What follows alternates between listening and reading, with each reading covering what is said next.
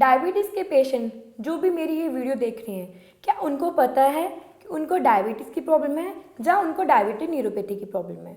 बहुत सारे पेशेंट हैं जो मार्केट में डायबिटीज़ की मेडिसिन ले रहे हैं, बट फिर भी उनका जो शुगर लेवल है वो कंट्रोल में नहीं है। क्या पता उनको डायबिटिक न्यूरोपैथी की प्रॉब्लम हो। क्या किसी डॉक्टर ने आपको ये बताया है कि आपको डायबिटिक न्यूरोपैथी की प्रॉब्लम है या आपको डायबिटीज़ प्रॉब्लम है? क्योंकि बहुत सारे जो पेशेंट हैं, जब मैं अपनी ओपीडी में भी देखती हूँ कि कोई पेशेंट 15 साल से मेडिसिन ले रहा है, कोई 10 साल से ले रहा है, फिर भी उनका शुगर लेवल कंट्रोल में नहीं आ रहा है, क्योंकि उनको डायबिटिक न्यूरोपैथी की प्रॉब्लम होती है।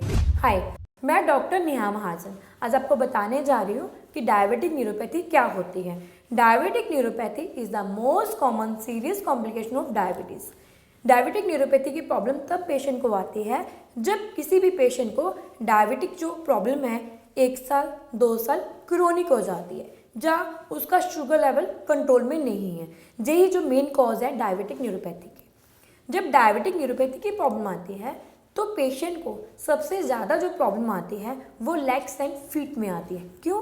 क्योंकि डायबिटिक जो पेशेंट होते हैं उनका जो नर्व फाइबर है वो धीरे धीरे जो है वो डैमेज होने लगता है, जिसकी वजह से डायबिटिक न्यूरोपैथी के पेशेंट को लेग्स और फीट में प्रॉब्लम क्रिएट होने लगती है। अब हम बात करते हैं कॉजेज ऑफ डायबिटिक न्यूरोपैथी की, कि डायबिटिक न्यूरोपैथी के पीछे कारण क्या है। सबसे पहले कारण मेटाबॉलिक फैक्टर।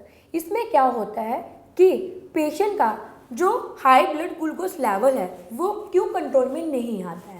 इसलिए कंट्रोल में नहीं आता है क्योंकि जो डायबिटिक पेशेंट होते हैं उनको कॉन्स्टिपेशन का इशू ज़्यादा रहने लगता है, जिसकी वजह से एबनॉर्मल ब्लड फैट लेवल बढ़ने लगता है। जब बॉडी में एबनॉर्मल ब्लड फैट लेवल बढ़ने लगता है उसकी वजह से क्या होता है कि इंसुलिन की प्रोडक्शन अच्छे से नहीं हो पाती है। जब किसी पेशेंट को डायबिटिक की प्रॉब्लम जब आती है इस वजह से वो क्योर नहीं हो पाती है, तो पेशेंट जो है वो डायबिटिक न्यूरोपैथी में कन्वर्ट होने लगता है।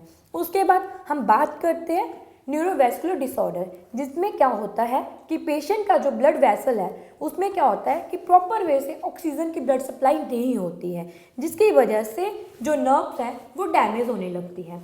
ना प्रॉपर नर्व्स को न्यूट्रिशन की मात्रा भी प्रॉपर वे से नहीं मिलती है। उसके बाद हम बात करते हैं ऑटोइम्यून में। इसमें क्या होता है कि हमारी जो नर्व्स वेसल होती हैं या जो हमारी नर्व्स होती हैं उसमें इन्फ्लामेशन मीन्स सूजन आने लगती है, जिसकी वजह से इसमें क्या होता है कि आपने देखा होगा कि बहुत सारे जो डायबिटिक पेशेंट या डायबिटिक न्यूरोपैथी के पेशेंट होते हैं, चाहे वो मेल हो चाहे वो फीमेल हो, उनमें क्या होता है कि सेक्सुअल प्रॉब्लम आने लगती हैं। बट वो लोग क्या होते हैं, वो पेशेंट क्या होते हैं, वो अपने डॉक्टर से या किसी से बात नहीं कर पाते हैं, क्योंकि उसमें क्या होता है कि जब आपकी बॉडी में ब्लड सप्लाई रुक जाती है तो क्या होता है कि जो आपका पैल्विक एरिया होता है या आपका प्राइवेट एरिया होता है उसमें जब प्रॉपर वे से ब्लड सप्लाई नहीं होएगी तो फीमेल में क्या प्रॉब्लम आएगी, उनको लॉस ऑफ लिबिडो, और जब आप अपने पार्टनर के साथ इंटीमेट करेंगे तो क्या होएगा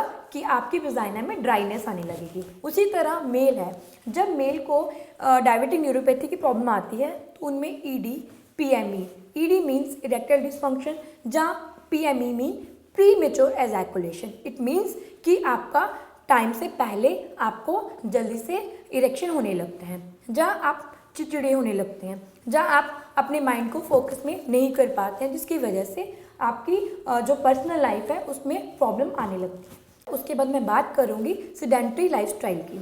उसमें क्या होता है कि आजकल का जो लाइफस्टाइल है, देर से उठना, सोना, डिप्रेशन, एंजाइटी, जब आप स्मोकिंग कर रहे हो ज़्यादा, अल्कोहल ले रहे हो ज़्यादा, जब आप बाहर का ज़्यादा स्पाइसी ऑयली फूड खा रहे हो, जिसमें क्या होता है कैलोरी इंटेक ज़्यादा हो जाता है। आपको कैलोरी उतनी ही लेनी चाहिए कम मात्रा में जिसमें आपको एनर्जी मिले, जिसमें आपके कार्बोहाइड्रेट प्रोटीन ज़्यादा मात्रा में ना बढ़े। इसमें आप जैसे आपने देखा होगा लोग जंक फूड लेते हैं, जहाँ इंस्टेंट जो मिल्क शेक लेते हैं लोग कि उससे एनर्जी मिले, तो उससे भी आपको बचना पड़ेगा। तो ये जो मेन कॉजेज़ हैं डायबिटिक न्यूरोपैथी के। सबसे जो मेन सिम्टम्स जो डायबिटिक न्यूरोपैथी के पेशेंट में आता है उसमें क्या होता है कि जो मोस्टली जो प्रॉब्लम क्रिएट होती है पेशेंट के लोअर रीजन में इश्यूज आते हैं।